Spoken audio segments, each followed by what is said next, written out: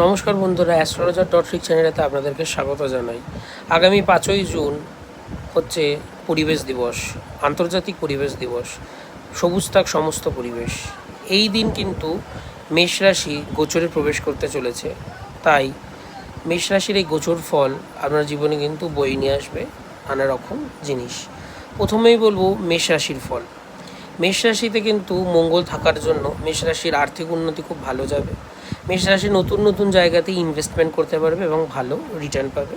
Growth কিন্তু মেষ রাশির খুবই ভালো হতে চলেছে। দ্বিতীয় রাশি কর্কটদেরও তাই, বিজনেসে গ্রোথ খুব ভালো আসবে। যারা কর্মজীবনে আছে তারা প্রমোশন পাবে এবং নতুন নতুন জায়গায় তারা ডাক পাবে। নতুন নতুন তাদের কাছে চান্সেস আসবে এবং সাকসেস রেট অনেক বেশি কিন্তু বেড়ে যাবে। তারপর আসি সিংহ রাশি। সিংহ রাশিদের পুরনো আটকে থাকা কাজ কিন্তু এবারে হয়ে যাবে।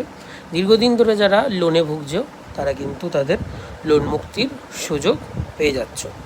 এবারে আসছে স্করপিও বা বৃশ্চিক রাশিদের পুরো মাসটি জুড়েই প্রেমের আবহাওয়া থাকবে। যাদের বিবাহ হচ্ছে না তাদের জন্য বিবাহের নতুন যোগ তৈরি হবে এবং কর্মজীবনেও খুব ভালো ফল কিন্তু বৃশ্চিক রাশিটা পাবে।